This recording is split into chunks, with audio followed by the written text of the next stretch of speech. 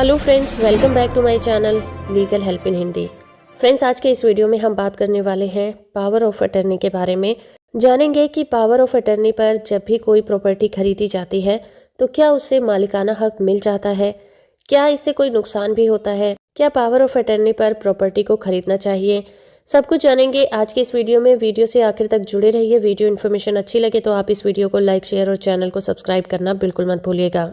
महंगाई के इस दौर में प्रॉपर्टी खरीदना बहुत मुश्किल काम है, और क्योंकि प्रॉपर्टी खरीदने के लिए इंसान को अपनी खून पसीने की सारी कमाई उसमें लगा देनी होती है।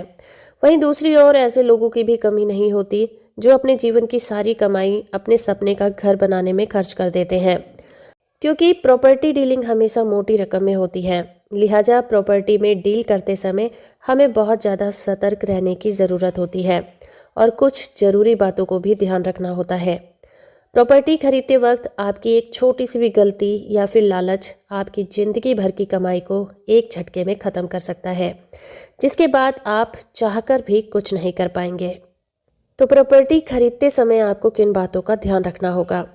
प्रॉपर्टी को खरीदते समय कुछ बहुत ज़रूरी बातें हैं जिन्हें हमेशा ध्यान में रखना चाहिए। दरअसल नियमों के मुताबिक अगर आप कोई प्रॉपर्टी खरीदते हैं तो उसकी एवज में आपको सरकार को स्टैम्प ड्यूटी देनी होती है। स्टैम्प ड्यूटी देने के बाद ही आपकी प्रॉपर्टी की रजिस्ट्री होती है। लेकिन अफसोस कि कई लोग थोड़े से पैसे बचाने के लालच में आकर स्टैम्प ड्यूटी नहीं देते, जिसकी वजह से उनकी प्रॉपर्टी की रजिस्ट्री नहीं हो पाती। हैरानी की बात है कि लाखों रुपए की प्रॉपर्टी खरीद लेते हैं लेकिन चंद रुपए बचाने के चक्कर में स्टैम्प ड्यूटी से बचते हैं और पावर ऑफ अटर्नी या फिर फुल पेमेंट एग्रीमेंट बनवा लेते हैं, जबकि ये कानूनन सही नहीं होता। पावर ऑफ अटर्नी या फुल पेमेंट एग्रीमेंट से आपको किसी भी प्रॉपर्टी का कानूनन मालिकाना हक नहीं मिल पाता। तो चलिए जानते हैं कि पावर ऑफ अटर्नी क्या है और पावर ऑफ अटर्नी पर प्रॉपर्टी खरीदने के क्या नुकसान हो सकते हैं। देश के कई राज्यों में पावर ऑफ अटर्नी पर स्टैम्प ड्यूटी नहीं देनी पड़ती। यही वजह है कि प्रॉपर्टी डीलिंग से जुड़े कई मामलों में लोग स्टैम्प ड्यूटी के पैसे बचाने के चक्कर में उसका सेल डीड बनवाने के बजाय पावर ऑफ अटर्नी बनवा लेते हैं। लेकिन सरकारी नियमों के हिसाब से ये बिल्कुल भी सही नहीं है। दरअसल पावर ऑफ अटर्नी एक ऐसा प्रोसेस है जिसमें एक व्यक्ति अपनी प्रॉपर्टी के अधिकार दूसरे व्यक्ति को दे देता है। लेकिन यहाँ ध्यान रखने वाली बात यह होती है, पावर ऑफ अटर्नी में सिर्फ प्रॉपर्टी के अधिकार मिलते हैं। इसके अलावा पावर ऑफ अटर्नी को प्रॉपर्टी बेचने में इस्तेमाल किया जा सकता है, लेकिन पावर ऑफ अटर्नी में प्रॉपर्टी कानूनी रूप से उस व्यक्ति की होती है जिसके नाम वो प्रॉपर्टी रजिस्टर होती है। चलिए जानते हैं कि पावर ऑफ अटर्नी से क्या नुकसान होता है।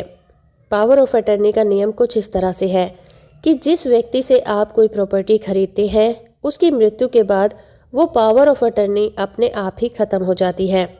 ऐसे में उस व्यक्ति के बच्चे या नज़दीकी रिश्तेदार उस प्रॉपर्टी पर अपना दावा ठोक सकते हैं। अगर उन्होंने उस प्रॉपर्टी पर अपना दावा ठोक दिया तो आप मुसीबत में फंस सकते हैं, क्योंकि आपके पास उस प्रॉपर्टी का पावर ऑफ अटर्नी है जो आपको सिर्फ उस प्रॉपर्टी पर अधिकार देता है। पावर ऑफ अटर्नी कभी भी किसी भी व्यक्ति को किसी प्रॉपर्टी का मालिकाना हक नहीं देता है। इसलिए कभी भी किसी प्रॉपर्टी को खरीदते समय स्टैम्प ड्यूटी चुकाकर रजिस्ट्री जरूर कराना चाहिए। इतना ही नहीं, रजिस्ट्री कराने के बाद उस प्रॉपर्टी का दाखिल खारिज भी जरूर कराना चाहिए। दाखिल खारिज के ऊपर मैंने एक डिटेल वीडियो बनाया हुआ है, आप चाहे तो उस वीडियो को भी देख सकते हैं। उसका लिंक आपको नीचे डिस्क्रिप्शन में मिल जाएगा। तो होप फ्रेंड कि आपको ये वीडियो पसंद आया होगा। वीडियो इन्फॉर्मेशन अच्छा लगा है तो आप इस वीडियो को लाइक, शेयर और चैनल को सब्सक्राइब करना बिल्कुल मत भूलिएगा।